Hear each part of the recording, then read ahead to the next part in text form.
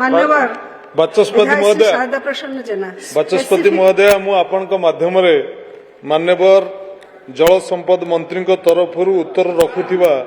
ସଂସଦୀୟ ମନ୍ତ୍ରୀଙ୍କ ଠାରୁ ନିର୍ଦ୍ଦିଷ୍ଟ ଭାବରେ ଉତ୍ତର ଚାହିଁ ଆଶା କରିବି ଯେ ଆପଣ ଜାଣିଛନ୍ତି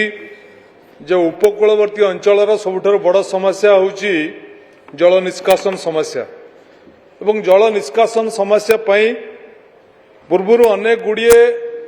ଯୋଜନା କାର୍ଯ୍ୟକାରୀ ହୋଇଛି ତା ଭିତରୁ ଜଗତସିଂହପୁର ଜିଲ୍ଲାରେ ମଧ୍ୟ ଅନେକ ଗୁଡ଼ିଏ କାର୍ଯ୍ୟକ୍ରମ ହେଉଛି ଏବଂ ବିଶେଷ ଭାବରେ ଜଗତସିଂହପୁର ଜିଲ୍ଲାର ସମସ୍ତ ଜଳ ମୋ ନିର୍ବାଚନ ମଣ୍ଡଳୀ ବାଲିକୁଦା ଏରସମା ନିର୍ବାଚନ ମଣ୍ଡଳୀରେ ନିଷ୍କାସିତ ହୁଏ ଏବଂ ବାଲିକୁଦା ଏରସମା ନିର୍ବାଚନ ମଣ୍ଡଳୀରେ ଯେତେ ଡ୍ରେନେଜ ବ୍ୟବସ୍ଥା କାର୍ଯ୍ୟକାରୀ ହୋଇଛି ତା ଭିତରେ ଗୋଟିଏ 70ଟି ଗାଁକୁ ପ୍ରଭାବିତ କଲା ଭଳିଆ ଜଳ ନିଷ୍କାସନ ହୋଇପାରୁନି ଯେଉଁଥିପାଇଁ କି 70ଟି ଗାଁର ଚାଷୀମାନେ ଏକାଠି ହୋଇ ଅଳକା ବୁଡ଼ି ଅଞ୍ଚଳ ରୂପେ ଏକ ସଂଗଠନ କରିଛନ୍ତି ଏବଂ ବିଭିନ୍ନ ସମୟରେ ସେ ମଧ୍ୟ ଦାବିପତ୍ର ଦେଇଛନ୍ତି ଏବଂ ପୂର୍ବ ସରକାର ସମୟରେ ଏକ ଟେକ୍ନିକାଲ ଟିମ୍ ସେ ଅଞ୍ଚଳ ଗ୍ରସ୍ତ କରିଥିଲା ଏବଂ ସେ ଅଞ୍ଚଳ ଗ୍ରସ୍ତ କରିକିରି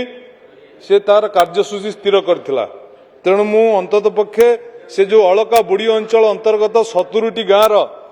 ଜଳ ନିଷ୍କାସନ ସମ୍ପର୍କରେ ଯେଉଁ ଯୋଜନା ହୋଇଥିଲା ସେ ଯୋଜନାର ରୂପରେଖ ସମ୍ପର୍କରେ ମୁଁ ନିର୍ଦ୍ଦିଷ୍ଟ ଭାବରେ ମନ୍ତ୍ରୀଙ୍କ ଠାରୁ ଉତ୍ତର ଆଶା ରଖୁଛି। मान्यवर मंत्री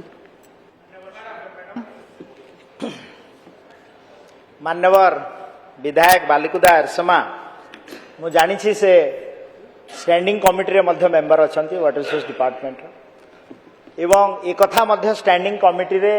से आलोचना भी करिसंती एवं आम सरकार सचेतन अच्छी एवं ता उपरे आमे विहित कार्यानुष्ठान ग्रहण करिबु।